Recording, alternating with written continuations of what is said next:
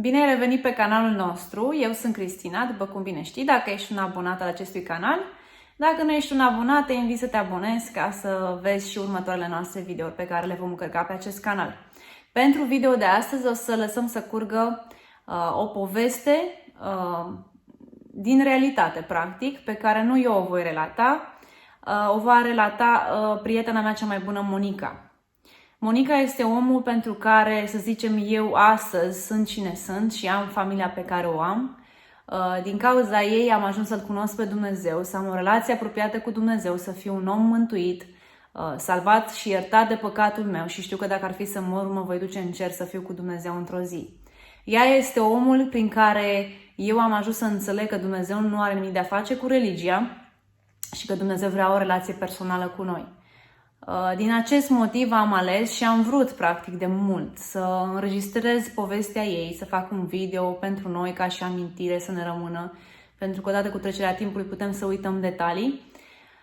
Și cam ăsta ar fi momentul în care cu adevărat ne-am pus jos și am zis haide să facem videoul ăsta și haide să-l punem pe YouTube și să vedem, poate putem să încurajăm alți oameni și să le arătăm că dacă se întâmplă ceva în viețile noastre, nu este sfârșitul lumii, nu este sfârșitul vieții, practic. O voi lăsa pe ea să relateze această poveste, dar o să te rog pe tine, dacă se poate, să share-uiești, pentru că probabil cunoști pe cineva care a trecut prin situații, prin greutăți, sau pe cineva care ți este apropiat ție, poate este chiar în familia ta, să share-uiești acest video ca să fie și alții încurajați. Îți mulțumim că te uiți!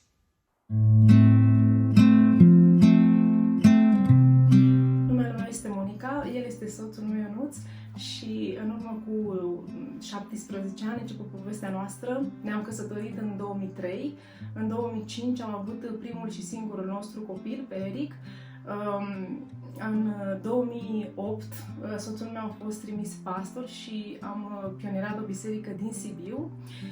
Fiind în acest oraș, am plecat în Bulgaria, într-o echipă de impact, adică mai mulți oameni din biserică mergeam să facem acolo un concert, o evangelizare, timp în care Ionuț predica în această echipă de impact din Bulgaria.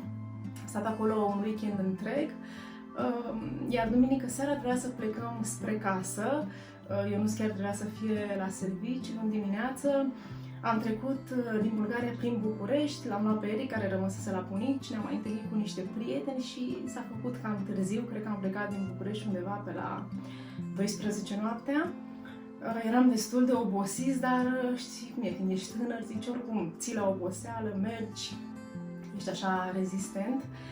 Ne-am oprit la un moment dat până să intrăm în Călimănești, să ne mai dăm așa un pic de apă rece pe ochi, dormisem foarte puțin. Și în Călimănești, din păcate, am avut un tragic accident care a schimbat cu totul cursul vieții noastre. Practic, Ionuț a țipit la volan. Eu mi-aduc aminte că mă usturau foarte tare ochii și am spus, hai că închid un pic ochii, că mă ustură ochii. Mi-am spus mie, de fapt, nu lui mie. Dar mintea mea era că nu, nici măcar nu o să ațipez, dar ce s-a întâmplat e că am închis ochii, nu cred că am adormit, dar a fost așa o ațipire mai lungă. Exact în timpul ăsta eu neștiind ce se întâmplă în jurul meu, Ionuț a țipit și el, probabil a închis ochii mai lung sau ce s-a întâmplat și că nu a pus să dorm efectiv și am intrat într-un cap de pod, beton. Eu, din cauza că eram în starea asta așa, cu ochii închiși, nu am putut să văd momentul impactului, nu pot să-mi aduc aminte că am văzut vreun moment al impactului, nici nu am auzit, practic, și nici n-am simțit momentul ăla. Ce pot să-mi aduc aminte este că mă simțeam așa, cumva că o vâjială în capul meu, parcă eram cumva într-un vis, era așa un amalgam de zgomote, o confuzie, încât nici nu știam dacă e real sau nu, o mișcare, o agitație, dar nu am realizat că am avut un accident până în momentul în care mașina s-a oprit și când s-a oprit mașina, cumva m-am trezit total, să zic, m-am dezmeticit total, am realizat că am avut un accident, m-am uitat la Ionuț, care era lângă mine. Eric era în brațele mele din cauza că eram într-o mașină cu două locuri și în spate dubă, era în brațele mele, el căzuse la picioarele mele, iar Ionuț era așa cu capul pe scaun, eu cu ochii închiși exact în poziția asta. Eu l-am strigat și el nu a deschis ochii, a făcut așa o reacție din asta, l-am strigat încă o dată, iar a făcut așa. Dar după aia au apărut foarte mulți oameni, era 4 dimineața, undeva în jurul orei 4, deci toată treaba asta a durat ceva timp, pentru că oamenii s-au auzit o bubuitură, s-au trezit, au venit la mașină, a durat câteva minute, clar, undeva peste 5 minute, timp pe care eu nu l-am realizat sau nu l-am conștientizat într-un fel. Când oamenii au venit la mașină, m-au ajutat să ies, pe mine și pe Eric. Eric părea ca și când s-a trezit, o doamnă l-a luat în brațe și el a început să plângă și ea cumva a plecat cu el, pentru că eu nu puteam să ies din mașină, că aveam mâna și piciorul prins în stânga, așa cum eram prinsă. Doamna asta a plecat cu Eric, iar eu cumva mă tot străduiam să ies din mașină, pe Ionuț nu aveau cum să-l scoate din mașină. Era partea lui, a intrat în capul de pod, mașina a fost daună totală, deci accidentul a fost foarte tragic, era foarte strivit, eu nu aveau cum să scoată oamenii de acolo fără descarcerare și până la urmă știu că m-am forțat, am reușit să ies din mașină și reacția mea a fost una diferită de cum te-ai gândi așa vreodată ca om. Nu am început să urlu, nu am început să plâng, nu mi-am pierdut mintea. În mintea mea era un singur lucru, că doar Dumnezeu poate să facă un miracol. Singurul lucru care e cel mai util și necesar este să mă rog. Și mi-aduc aminte că m-am dus undeva în spatele mașinii, m-am pus în genunchi și am început să mă rog. Am început să mă rog cu voce tare, nu țipam, nu urlam. Mă rugam cum aș vorbi acum, dar nici nu mă rugam în gând. Încât oamenii din jurul meu și-au dat seama că mă rugam și veneau cuvintele, mă rugam într-una, știam că Dumnezeu poate să facă o minune, nu știam, mai trăiește, nu mai trăiește, eu de când am ieșit din mașină nu l-am mai văzut pe el. Știu că nu a venit salvarea nici cum, a durat foarte mult, mai întâi a venit poliția și mi-aduc aminte că polițiștii tot veneau și veneau să-mi pun întrebări în timp ce eu mă tot rugam, cred că trecuse vreo jumătate de oră, ei îmi tot puneau întrebări. Dar pentru mine a fost dubios că niciodată nu mă întrebau de mine, nici măcar cum mă cheamă. Tot timpul mă întrebau despre el, despre Ionuț. Și eu mă gândeam, poate nici nu mai trăiește, de ce mă tot întreabă într-una despre el? Știu că ce s-a întâmplat, Dumnezeu a făcut o minune că au oprit 2 băieți care erau mai bine dispuși, așa veneau de la discotecă, aveau ceva adrenalină în ei. Și băieții ăștia, până a venit salvarea, unul dintre ei au făcut respirație artificială. Efectiv, au avut și tupeu, nu că au făcut asta în viața lor, dar Dumnezeu i-a dus pe oamenii în calea noastră, încât ei au avut curajul ăla să intre acolo în mașină să facă respirația asta, că a durat foarte mult până a venit salvarea. Eu continuam să mă rog, deși probabil că pentru oamenii din jur era ca și când femeia a nebunit. Da, e o reacție, a luat-o psihic pe altă direcție sau nu știu ce credeau ei, dar nu credeau neapărat că mai sunt în regulă. Dar eu știam clar că asta e ce trebuie să fac. La un moment dat m-am oprit și m-am gândit, trebuie să sun pe cineva. Trebuie să sun pe pastorul meu, trebuie să-mi sun prietenii, pentru că nu pot să... Aici trebuie să luptăm mai mult, să zic așa. Clar. Și nu aveam telefon, nu mai aveam nimic din mașină. Noroc că mi-am adus aminte numărul de telefon al prietenei mele foarte bune, Anda. Cumva mintea mea a funcționat și am reușit să mi le aduc aminte. Și am rugat pe cineva să-mi dea telefonul, am sunat-o repede, era spre 5 dimineața, ea știa că suntem pe drum și chiar îmi povestea că în timp ce mergea spre telefon se gândea, mamă, sper să nu fie ei, dar cine să mă sune la 5 dimineața? În sfârșit, până la urmă, a răspuns și știu că a zis, am avut un accident, nu știu dacă Ionuț mai trăiește și cumva... Da, asta i-am zis, i-a zis, bine, hai că închid ca să sun pe ceilalți și asta a fost modul în care eu mi-am anunțat, prietenii, după aia ei, familia și așa mai departe, că eu nu mai aveam telefon. Între timp a apărut și salvarea, l-au luat pe Ionuț, eu nu l-am văzut nici când l-au luat pe el, nici nu știam dacă mai trăiește sau nu mai trăiește, ei nu mi-au spus nimic. L-au dus la cel mai apropiat spital, probabil spitalul ăsta mare, județean sau cum se numește, din Râmnicu Vâlcea. După care urma să vină o altă salvare să mă ia pe mine și pe Eric. Când a venit salvarea să mă ia pe mine și pe Eric l-au pus pe o targă. Eu tot timpul ăsta am crezut că Eric doarme. Doamna aia nu mi l-a mai adus, văzând că eu m-am pus în genunchi și am început să mă rog, m-a lăsat în pace. Și când m-am uitat la Eric, el era pe targă și era cu ochii deschiși, se uita în tavan, dar blocați, așa. Și spune, ce e asta? L-am strigat, nicio reacție. Atunci mi-am dat seama că nu e în regulă, deci nu dormea, era cu ochii deschiși, a țintit spre tavan și mi-am dat seama că și el e într-o stare de comă. Eu am întrebat-o pe asistenta, medicul de pe salvare, dar ce are? Oricum femeia abia îl văzuse și ea, nu e că ar fi avut un răspuns, dar... Și ea zice, nu știu ce are. Am ajuns la spital, amândoi, după aia l-au luat pe Eric, nu au avut ce să-i facă decât i-au închis practic ploapele, l-au declarat pe el în comă de gradul 3, pe Ionuț în comă de gradul 5, l-au dus pe Ionuț la sala de operație ca să avea hemoragie internă, ca să-l opereze. Eu sincer nu știam sigur că am văzut așa targa și am văzut doar picioarele cum îl duceau, nici nu mai aveam încredere neapărat că l-au dus la sala de operație sau e mort sau ceva, pentru că venise o asistentă acolo care mi-a spus că ce te faci tu de acum, că rămâi singură. Și mi-a zis, Doamne, ce vorbe sunt astea? Ce înseamnă asta? Pe Eric îl vedeam că n-are nicio reacție, despre el nu știam exact unde l-au dus. Până la urmă s-a luat hotărârea cât de rapid să plecăm spre spitalul Bagdazar cu Eric, fiind în starea asta de comă, ei neavând ce să-i facă. Am plecat, am reușit până la urmă să plecăm și știu că pe drum era o asistentă și medicul de pe salvare, împreună cu noi, Eric pe targă și eu lângă, pe un scaun. Și tot timpul ăsta pe drum mă tot rugam și eu în drum, cred că am făcut chiar și cu ambulanța 3 ore și ceva. De când am intrat acolo în ambulanță, am început să mă rog. La fel, cum aș vorbi acum, deci oamenii mă auzeau. Mă rugam pentru Eric, într-una, nu știu cum, Dumnezeu îmi dădea cuvinte, mă tot rugam. În cauza că el, mi-am dat seama că e în starea asta de comă. El, la momentul ăla, n-am uitat să menționez asta, avea aproape 3 ani, fără o lună. Era foarte mic pentru o comă de gradul 3 și mi-aduc aminte că mă tot rugam pentru el, iar la un moment dat, după vreo oră, asistenta asta, cred că erau terminați, să stai să asculți pe cineva, i-a zis medicului că așa, că am luat o raznă într-un fel, că de accident și așa m-am rugat. Eu la spital nu m-am mai rugat acolo, dar unde am avut accidentul la Călimănești. Și a zis că am intrat în starea asta și cumva că nu mai sunt ok mental.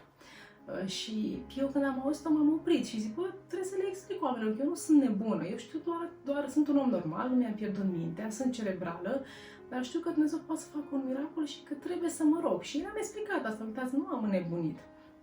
Știu ce fac, mă rog pentru el și cumva le-am explicat despre ce e vorba. Parcă nu îmi plăcea ideea asta să creadă că se roagă doar un om nebun sau un om care și-a pierdut mintea, dar din cauza rugăciunii lungi pentru ei nefiind normal, la asta s-au gândit.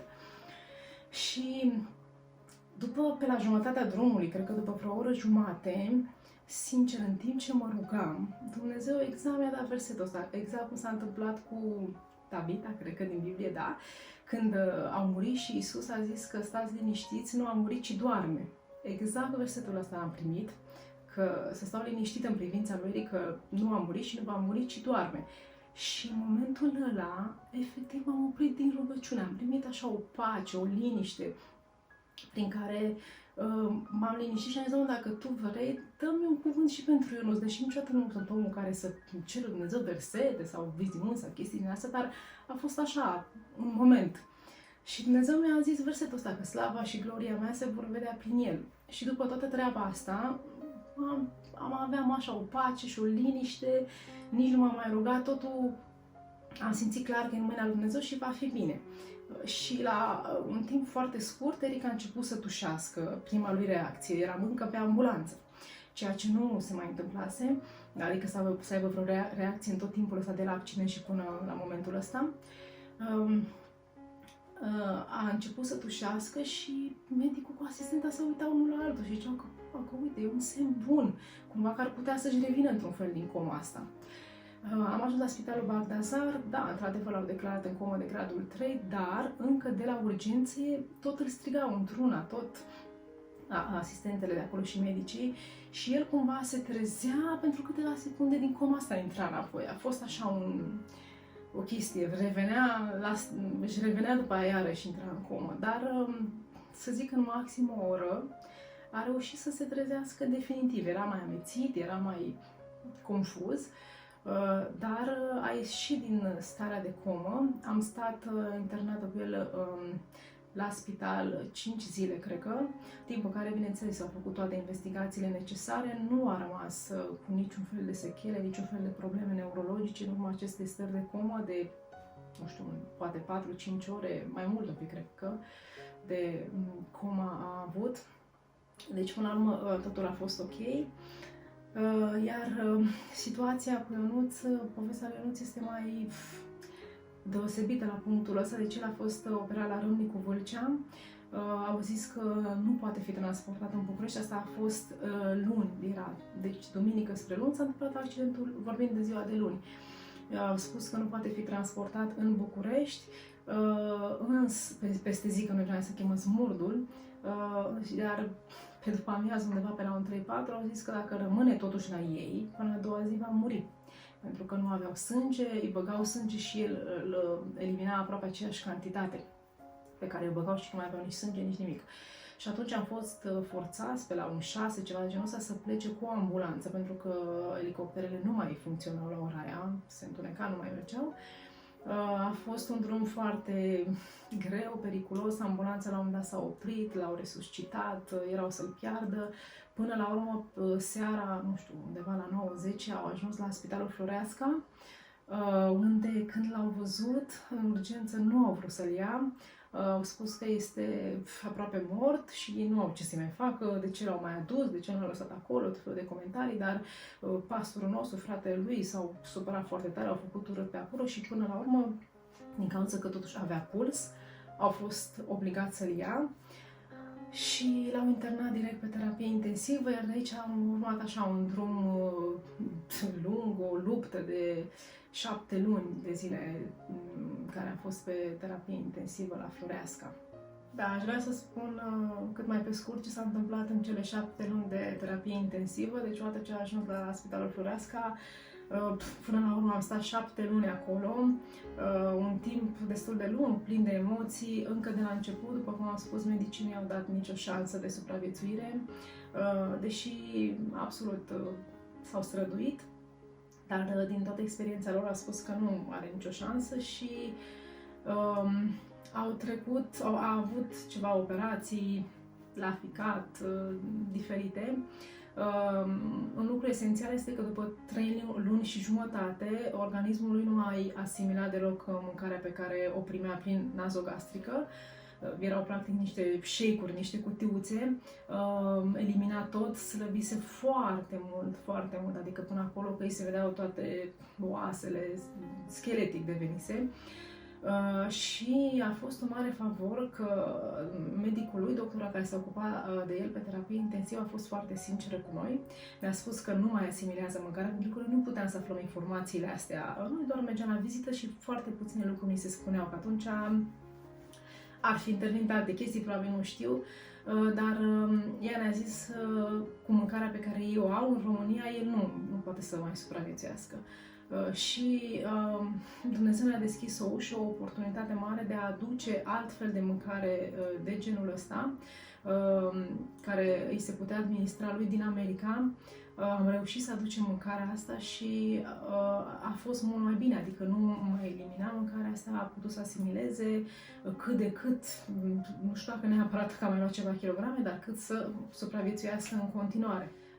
După cele 7 luni de zile în care a stat pe terapie intensivă, el avea multiple scare. Astea sunt niște afecțiuni foarte grave, pentru că el fiind atât de slab, ajunseseră până la os. O să explici dacă e un pic ce înseamnă pentru cine nu știe ce e asta, o escare. Escarele sunt niște răni, practic, pe care le fac de obicei bătrânii, care ajung la pat, o rană care îți mănâncă carnea, mușchiul, tot țesutul și ajunge până la os și din escarele astea dai în septicemie și de obicei mori, în special vârstnicii din cauza asta mor care ajung așa. El era la nivelul ăsta. Noi am aflat târziu pentru că el era plin de tuburi și de aparate, noi nu puteam să îl vedem pe el, n-aveam voie să-i punem mâna pe picioare, pe așa. Și când să încercăm să plecăm la Spitalul Bagdasar de recuperare neurologică, de fapt era plin de scarele astea și pe partea dreaptă, cum a stat pe partea dreaptă, după aia când a stat pe partea stângă, a făcut pe partea stângă, dar a făcut, mă refer așa un pic la umăr, tot osul aici, genunchi, deci oriunde se sprijină corpul pe partea respectivă și la spate, una foarte mare, și ne-au zis că este posibil să moară acum din cauza acestor scare. Ce poți să faci? Poți să dai vina pe ce? Că nu l-au întors, pe sistem? Na, nu mai are sens. Și din cauza asta nu vroia acum să ne mai primească niciun spital. El la momentul ăsta încă era vegetativ, ca să menționez, nu vorbea, nu mânca, nu făcea nimic, avea ochii deschiși, într-adevăr, și se uita așa în jurul lui, dar nu avea nici pe departe o privire comunicativă, ca și când se uite după tine că vii, că pleci să exprime ceva cu vizual sau cu ochii, nimic. Și nu mai era dependent de oxigen. Încet, încet au scos, l-au detubat, după aia l-au scos și de pe oxigen, deci cumva respira singur, avea canulă la gât și plin de alte probleme. Ne-am rugat, am postit, până la ideea era să plecăm de pe terapie. Ne-au și medicii, dacă nu plecați de aici, va muri din cauza lucrurilor pe care le ia sau ce se întâmplă în spital, că pe terapie intensivă nu stă nimeni să te întoarcă, să te acolo doar de ține în viață. Am reușit până la urmă, printr-un miracol, să facem transferul ăsta după 7 luni de la Spitalul Florea Scalapi, Spitalul Bagdasar. Aici au urmat multe operații, vreo 3 operații pentru escare, pe plastică, care la fel numai să pregătească ca asta câte o lună, el fiind foarte, la fel scheletic, de care e cuvântul ăsta mai gri? Nu era pregătit pentru operație, nu era practic. pregătit pentru operație și când, da, imunitatea era la pământ, practic, nu ar mai fi putut Era un candidat pentru operație, practic. Exact, ei spuneau că nu ar mai fi putut suporta nici măcar o anestezie totală, pentru că el oricum în timpul ăsta a avut câteva anestezii totale. După ce am operat asta, ne-am întors înapoi pe secția de recuperare din același spital și un alt miracol pe care Dumnezeu l-a făcut pentru noi este că Ionuț avea canula asta la gât, deci tubul ăla pe care l-ai în gât, da, pe unde respiri, și bineînțeles că acolo ești și secreții, nu poți să vorbești cu canula asta decât să o astupi dacă ar fi vorbit și să se audă vocea. Eu, sincer, am crezut tot timpul ăsta că Dumnezeu, dacă a lăsat să trăiască, o să se întâmple un miracol încât într-o zi să și vorbească, să ne recunoască, să mănânce sau diferite lucruri. Dar ei erau convinși că nu va mai ieși din starea asta vegetativă. Ei spun că dacă după 6 luni nu se întâmplă nimic, nici măcar o minimă reacție, practic nu mai sunt șanse. El trecuse deja, acum se făcuse vreo 8-9 luni. Și la Spitalul Bagdasar este un singur medic care practic se ocupă de partea asta, de care zic cu trahea.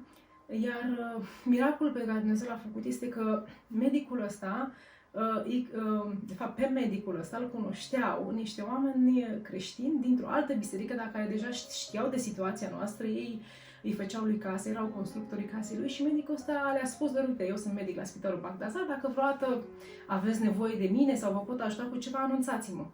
Și din cauza că erau mai multe biserici care se rugau pentru noi și la biserica acestor băieți chiar mergeau prieteni de-ai noștri, Dumnezeu a făcut contactul ăsta, că ei să știe pe omul ăsta. Ei au spus că s-a transferat un băiat pe secția asta, ar avea nevoie de el și omul ăsta a fost o mare binecuvântare pentru noi. Noi oricum ajungeam la mâna lui, pentru că e singurul din spital. Dar a fost mare lucru că el, cumva i-a cunoscut pe oamenii ăștia și el s-a interesat altfel despre noi. Chiar înainte să ne trimită profesorul la el să-l vadă pe Ionuț, el a venit să întrebe de Ionuț care e băiatul ăsta, a venit să-l vadă. Deci doctorul a venit să întrebe de Ionuț. Da, exact, a venit să-l vadă, știind deja de la băieții ăștia. Și împreună cu omul ăsta am luptat ca Ionuț să nu aibă canulă permanentă. I-au scos canula și au lăsat să se închidă practic gaura de la gât, fiind elastic. Ce ar fi însemnat să ai pe canulă permanentă? Dacă ar fi avut canulă permanentă, eu cred că poate el nici n-ar fi vorbit vreodată, pentru că el niciodată nu și-ar fi auzit vocea. Deci acum el este în stare să vorbească, practic. Da, acum e cam obosit. Asta nu mai pot, dar mai îndreptă un pic. Cum am spus, i-a scos canula, s-a închis gaura de la trahee, lucru de care am fost foarte bucuroși pentru că putea să respire, însă tot el nu vorbea, nu avea nicio reacție nici acum. Ce s-a întâmplat după 2-3 luni, s-a creat o stenoză traheală, ceea ce înseamnă că trahea lui a început să se îngusteze. Și aici ori eram obligat să punem din nou canulă pentru că s-ar fi sufocat sau se putea face o operație de unde să elimine zona asta stenozată și după aia trahea are o flexibilitate și o lungime care îi permite să o coase din nou la loc și să fie aerul să poată circula. Medicul ăsta a fost în același sentiment cu mine, a fost de acord să-i facem operația asta, el l-a operat, i-a reușit operația, a fost foarte bine. Dar ce s-a întâmplat este că după vreo 2-3 luni a recidivat stenoza asta traheală. Asta înseamnă că din nou a început să-i se îngusteze trahea și iarăși i-au pus canulă. Acum vorbim a doua canulă plus o operație pe trahee. El încă nu vorbea și pentru medici era iurea la ce bun să-l chinui atâta, într-un fel, decât să se sufoce, mai bine să las o canulă, dar se pun canulă permanentă, asta vroiau ei. Ce avea el nu era neapărat permanentă. Dar eu nu vroiam lucrul ăsta deloc și părea o nebunie, pentru că se făcuse aproape 1 an de zile de când el era în starea asta vegetativă și cam asta se face, se pune canule permanente ca omul să trăiască cât o trăi și pum, nu mai iei în calcul că pe aici iese mâncarea, iese salivă, deci nu poți avea o viață, nu poți să mergi undeva sau te poți sufoca, ți intră mizerii, tot felul de lucruri, plus că nu poți vorbi. Și omul ăsta a luptat sincer împreună cu mine, adică el mai avea posibilitatea să-i facă o a doua operație. Trahea îi permitea să mai facă încă o operație, să mai taie din nou zona asta stenozată, apoi să coase iară. Și sincer, pentru mine a fost așa un miracol. Chiar el a zis că ce crede-mă, mi-a zis medicul ăsta noaptea și mă gândesc ce să facem cu Ionuț, cu care e mare lucru, că nu mai ce, uite-te la el, atâta, îi pune trahee dacă vrei și gata, sau îi pune ei pur și simplu, fără să mai stea după mine, pentru că ar fi un risc practic pentru viața lui dacă nu. Și omul ăsta a fost de acord, i-a făcut din nou operația asta, o operație care a reușit și până în ziua de astăzi, lui nu i s-a mai îngustat deloc trahea, nu a mai recidivat stenoza asta și nu are canulă permanentă. Care e un miracol că Dumnezeu mi-a dat un astfel de om care a fost de acord cu dorințele mele, să zic așa, și care a luptat împreună cu noi. Cum a început Ionuț să-și revină, oamenii din biserică au început să țină, mi-aduc aminte, un post de 40 de zile. Asta înseamnă că în fiecare zi ținea o persoană post până la 12 noaptea, după care intra următoarea persoană.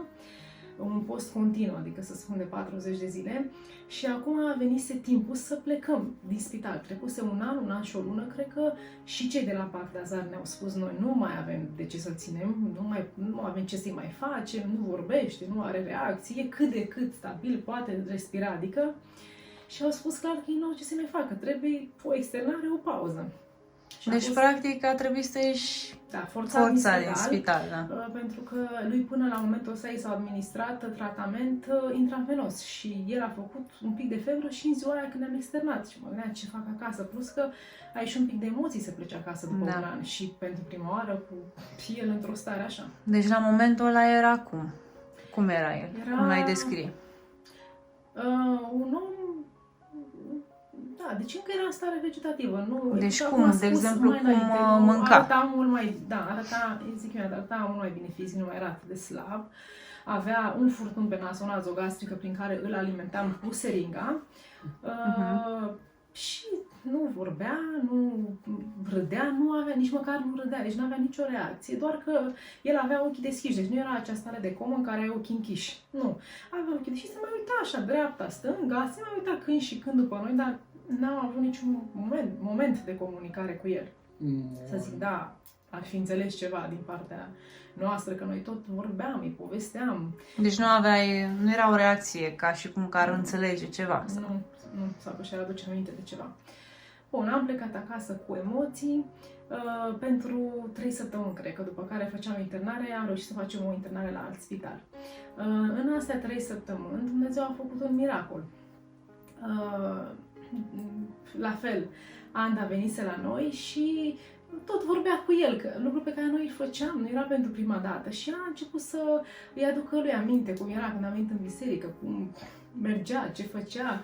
Și făcea așa, tot încerca să-l facă să râdă.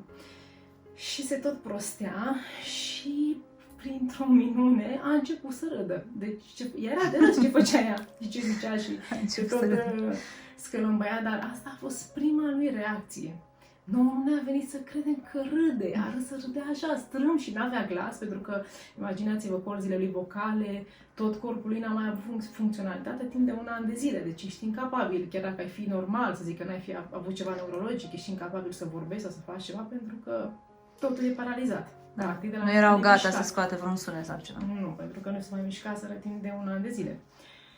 Și a început să râdă așa strâm și parcă râdea în hohote. Pentru noi a fost un șoc, nici nu știam cum să reacționăm. Prima dată am zis să râde, după aia să-l filmăm, după aia nu știam cum să facem. Asta a fost prima reacție, că a început să râdă, după care a urmat aproape o lună de diferite reacții, dar fără să vorbească.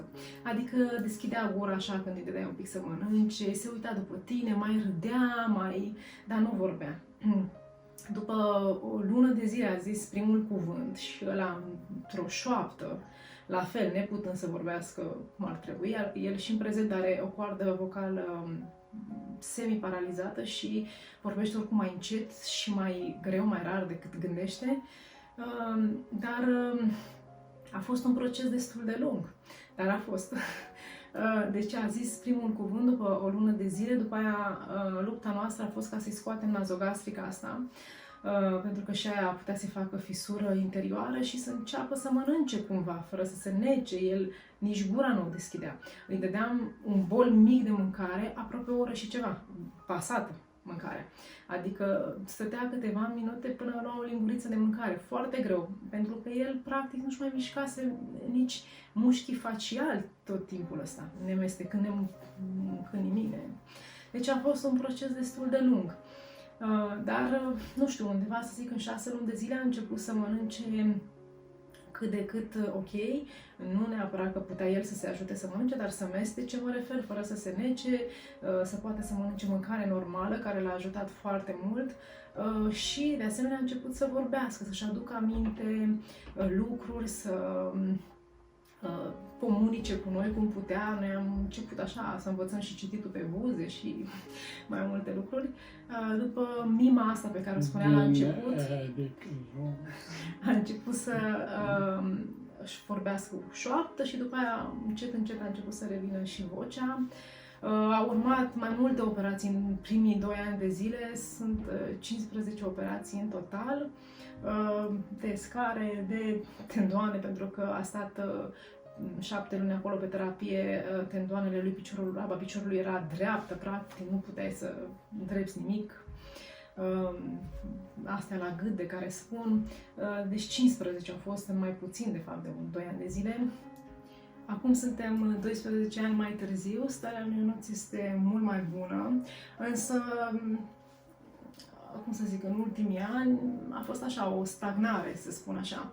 Este mult mai bună în sensul în care putem comunica, poate vorbi și poate exprima gândurile, dorințele, are timpuri când este mai mult sau mai puțin lucid, dar de cele mai multe ori comunicăm relativ normal și poate folosi mâna dreaptă cât să scarpine, de exemplu, să se șteargă la nas, la gură și să mănânce alimente, dar mai solide. Alimentele solide, să-și ia singur cu furculița, să zic, în sensul ăsta. De asemenea, poate să stea singur acasă, ceea ce este un mare ajutor. Este dependent de mine 100%, în sensul în care eu îl ajut și eu îi fac toate lucrurile, dar poate să stea singur 6 ore, 7 ore, dacă chiar e urgență și merg undeva, nu trebuie să stau tot timpul acasă. Și asta, cum să zic, e o viață mult mai bună decât a fost la început, în primii 2 ani, unde nu puteam să plec. Dacă eu plecam, trebuia să fie cineva, se putea sufoca, erau tot felul de situații. La momentul ăsta, pentru mine, da, viața este foarte diferită, bineînțeles, și în viață nu neapărat te gândești că ai putea să duci anumite lucruri sau anumite lupte pe care viața ți le aduce în cale, anumite, nu știu, etape poate grele sau nefericite. Știi cum zicem noi tot timpul că păi, nu eram pregătit nici cum, a venit peste mine nenorocirea asta sau problema asta sau tragedia asta, fiecare, pentru că în viața fiecărui om vor veni momente grele la un moment dat. Și noi ce m-a prins așa, nu am fost pregătit nici cum.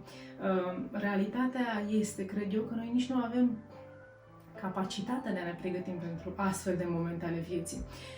Niciodată nu ne-ar găsi momentele astea dificile, pregătiți într-un fel. Cred că am fi doar capabili să ne stresăm și să nebunim până la momentul respectiv, dacă ar fi să avem cunoștință despre timpurile astea. Dar când vine o tragedie, vine deodată și bineînțeles că sunt alegeri pe care trebuie să le facem fiecare dintre noi, dar personal, pentru mine faptul că Dumnezeu face parte din viața mea, faptul că știu că El este în controlul vieții noastre, asta a făcut o diferență enormă în toți acești ani. Am întâlnit oameni stând atât de mult în spital, oameni, soții, mame, care efectiv după câteva luni de zile trebuie să ajungă la psihiatru, la psiholog, oameni care nu poate să ducă astfel de probleme pe termen lung, da? Duci o lună, două, trei, că ești în spital, că e situația cum e, atunci la cal toată treaba, după aia când vezi că omul nu se vindecă, când vezi că situația nu revine la normal, este foarte greu. Oamenii merg până acolo că unii chiar nebunesc și pă, ce greu e fără Dumnezeu. Este foarte greu. Fără Dumnezeu în primul rând și după aia fără prietenii adevărați și familia pe care Dumnezeu ți-o dă. Eu personal îi sunt foarte recunoscătoare lui Dumnezeu că m-a ajutat să trec prin toți anii ăștia și da, și să trec prin asta și să pot să învăț practic să trăiesc o altfel de viață, pentru că este o viață foarte diferită, dar eu cred că contează foarte mult și cu cine te compari în viața asta, că te compari cu oamenii, nu știu, poate cei mai bogați, cei mai fericiți, oamenii care ai impresia că tot timpul produc bine, da, ai un timp foarte greu. Deci contează și unde te pui în anumite situații, ce permiți în mintea ta să gândești. Eu tot timpul m-am ferit să-mi pun această întrebare fără răspuns a noastră, de ce? Sau de ce mie, sau de ce se întâmplă anumite lucruri, întrebarea pe care noi oamenii adesea o punem. Din mai multe motive nu-mi pun întrebarea asta, în ceea ce mă privește pe mine, în situația mea. În primul rând, simplu pentru că nu aș avea un răspuns la întrebarea asta. În al doilea rând, pentru că nu m-ar ajuta sub nicio formă. Cred că te duce într-o stare de supărare, de depresie, de nemulțumire, de autocompătimire, că săracul de tine și nu te ajută să mergi înainte. Îți dă o stare rea. Un alt motiv este pentru că cine aș fi eu să-L întreb pe Dumnezeu de ce se întâmplă anumite lucruri pe pământul ăsta sau cu mine. Dumnezeu știe de ce îngăduie anumite lucruri. Viața câteodată pur și simplu se întâmplă, cum zice noi și oamenilor buni. Nu neapărat mă refer că noi am fi oamenii aia buni, dar știi cum e, că dacă se întâmplă ceva foarte rău, unui criminal, mai treacă meargă, ziceai mă că poate merita. Dar noi avem așa poate o supărare în inima noastră că te gândești că s-a întâmplat ceva rău unui om bun, dar viața se întâmplă. Iisus a fost omul cel mai bun și cel mai perfect și ce i s-a întâmplat? A fost crucificat pentru noi. Adică nu văd așa lucrurile și mulțumesc Dumnezeu că nu le văd așa. Îi mulțumesc Dumnezeu că îmi dă motive de bucurie și de fericire în viața asta, pentru că motive sunt. Dumnezeu îți dă lucruri pentru care să te bucuri, lucruri pentru care să fii fericit în viață și oricum nu este totul numai despre viața asta. Important este să o trăim cum trebuie și să finalizăm cum trebuie călătoria noastră pe pământ, pentru că practic este o călătorie în care toată lumea, cred că fiecare om cred că are luptele lui. Da, poate nu pentru toți oamenii se întâmplă tragedii, poate nu toți oamenii ajung să experimenteze lucruri care să le afecteze viața de la punctul ăla până la sfârșit sau mulți ani de zile de atunci încolo, dar viața asta are momente bune, compusă din timpuri bune și timpuri grele pentru toți oamenii. Nu cred sub nicio formă că nu sunt oameni care să aibă lupte în viața lor și contează foarte mult cum îți duci lupta. Am văzut oameni care au probleme infime față de situația noastră și oamenii iau razna. Ba chiar unii se sinucid dintr-o nimica.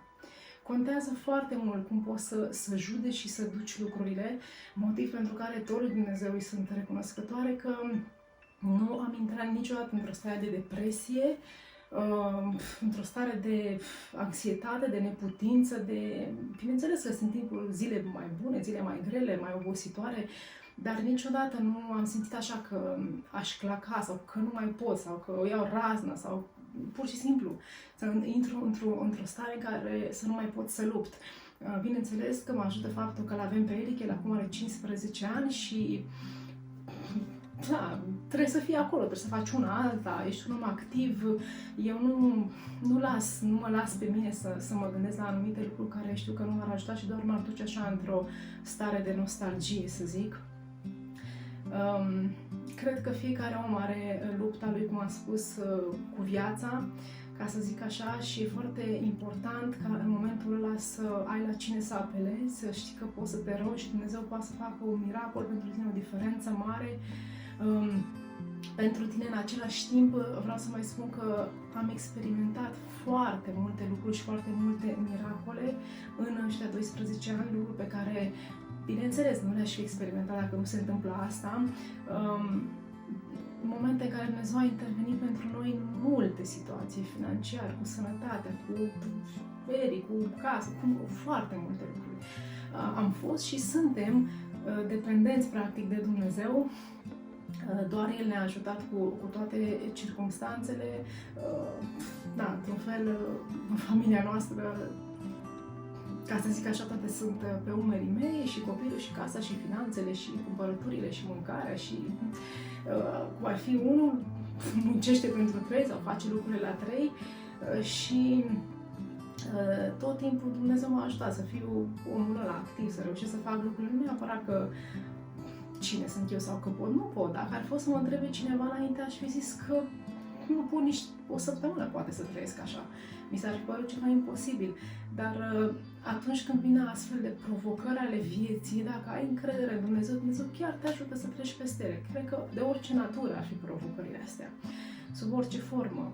Că pierzi un copil, că pierzi un părinte, că, nu știu, ai probleme de sănătate, orice s-ar întâmpla financiare, orice ar veni peste viața noastră, orice lovitură, să zic așa, pe care viața ți-ar da-o, dacă pui în mâna lui Dumnezeu, Dumnezeu o să te pregătească pentru asta. Noi nu putem să anticipăm astfel de lucruri. Clar, nu le putem anticipa, dar atunci când vin, Dumnezeu ne promite și vă pot garanta că asta este foarte real și că El este credincios, că este acolo lângă tine. Asta a făcut cea mai mare diferență a vieții mele și sunt convinsă că o va face până la sfârșit. Adică scopul meu în viața asta este să îmi trăiesc viața cât mai bine. E versetul ăla, să-ți duci lupta ta până la sfârșit cu bine. Nu, da, sunt timpuri și timpuri, însă nu vreau să-mi ațintesc ochii numai pe bucuriile sau tristețile din viața asta. Știu că urmează o veșnicie cu Dumnezeu unde totul va fi perfect și atunci, știi cum e, parcă duce altfel lucrurile, totul, nu știu, cumva lucrurile au o altă lumină, să zic, o altă realitate când privești și spre veșnicie și între timp, cum am zis, îmi trăiesc viața ca un om normal, mă bucur de lucruri, de prieteni, de oameni și dacă te numeri printre oamenii care au ascultat până la sfârșit, cred că nu a fost nici degeaba, nici întâmplător, poate cauți răspunsul la viața ta, la situații din viața ta, poate cauți adevărul pentru viața ta, ai nelămuriri, credem, acest răspuns îl găsești doar și doar la Dumnezeu. Dumnezeu niciodată nu o să dezamăgească vreun om, poate fi cel mai bun prieten și cel mai mare ajutor pe care noi îl putem avea. Mulțumesc mult că m-ai ascultat. Nu? Zi tu cu ce ești diferit astăzi de cum ai fost ieri. Ești mai veselă? Da. Foarte bine. Așa. Super. Cum te simți, bine? Destul de bine. Vrei să ne zici câte limbi străine știi? Știi engleză? Da. Ia zi-mi ceva în engleză. Yes. Yes? Ok. Mai știi și spaniolă, da? Îți amintești? Ia zi, în legătură cu spaniola, ce ai făcut la o conferință sau ce era atunci? Mai ții minte? I translate. You translated, yeah. Ne arăți un pic ce poți să faci cu mâna care se merge mai bine? Asta merge mai bine, da? Așa.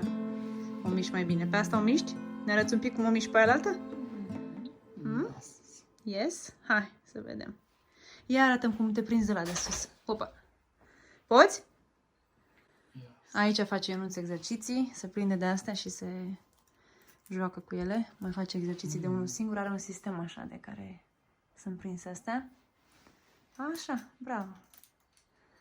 Super. Cum crezi că s-a descurcat Moni? Bine? Da? Ți-a plăcut? A fost interesantă povestea, nu? Yes. Yes. Hai să trecem pe limba română. Ok. Ești obosit? Nu. Nu ești obosit. Așa e. Bravo. Hai că arăți bine.